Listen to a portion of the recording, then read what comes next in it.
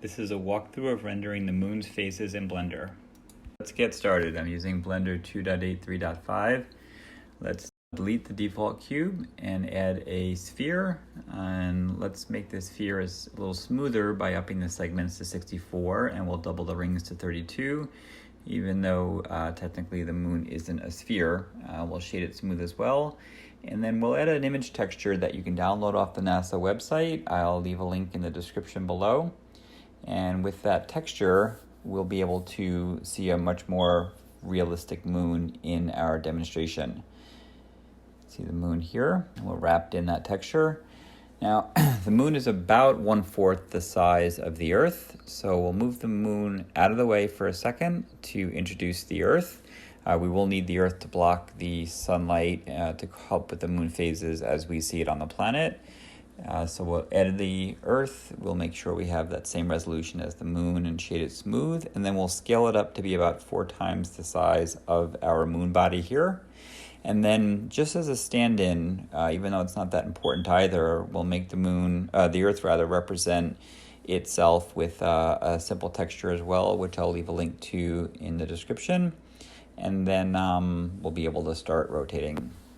Before we start doing the orbiting, let's get the Blender default background changed to more of a space-like background with some stars. I'm going to line up the camera to show you what the default background will look like now, adjust the lighting so we can get a slight glimpse of it, and then we'll change it.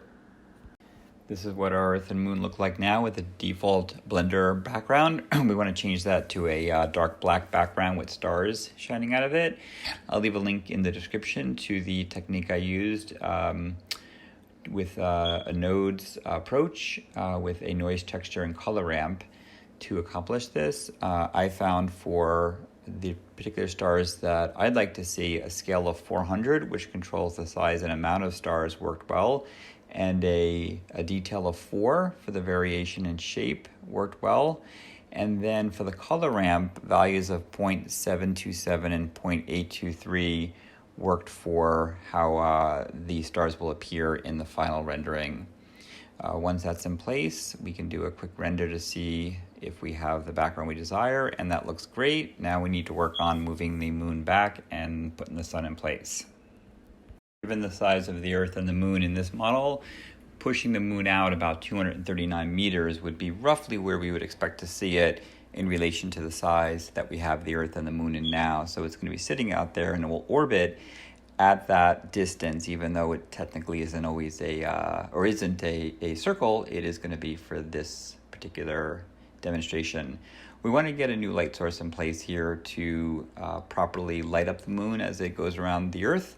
So we're going to remove our original light source. We're going to drop a sun light in here, and we're going to rotate that to kind of barrel down towards the Earth. And then with that in place, it should then show up on the moon from what we see on the Earth in the proper way. Just going to clean that rotation up a little bit to have it barrel kind of directly down that line there towards the Earth, and get that in place. To accomplish the phases, the moon has to orbit the Earth, so we're going to generate a curve that's a circle. Even though the orbit's not technically a circle. You don't have to make it the same size, but I did here to follow it. I'm switching the direction here because the default direction is clockwise and the moon orbits the other way around the Earth.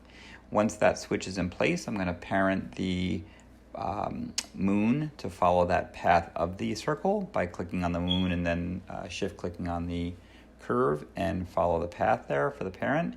And you can see the rotation's working good. It's going a little faster than I'd like, so I'm going to tell the path animation to take 200 frames to accomplish one rotation.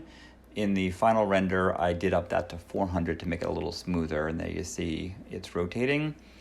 One last thing we need to do is get that camera in place. We're going to have the camera kind of standing in as if it was on the planet, but we're going to bring it close to the moon, and we're going to have the camera follow the moon around its orbit and capture what the moon would look like with the sun and the Earth in play.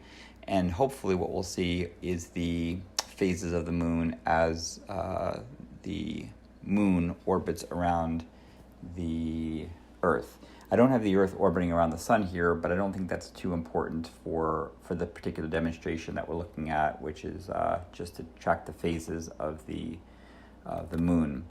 So adjusting the camera down, we did bring it a little closer here so that we get a good view, and just checking it from the camera view here, we can make any final tweaks to try to capture that. With that in place, we're going to follow the same path around the Earth that the moon is, so this way the camera is constantly pointing at the moon from what we are simulating as our position from the planet, and then we'll be able to generate the render and then hope that the moon goes through the phases the way we're expecting based on the Earth being in the way of the sunlight in the different phases. So now the camera is following that same path. We'll do a quick test to make sure the camera is following the moon, and there it goes. So now we're ready for a final render and take this in. But before we do that, there is one other little tweak. The moon orbits the Earth at a 5.1 degree tilt from the sun to the Earth. So we'll throw that tilt in there against the curve, and we're ready. Here's the final render of the moon's phases, showing what we would see as the sun's light hits the moon while it orbits the Earth. Please leave any comments or questions below, and thanks for watching.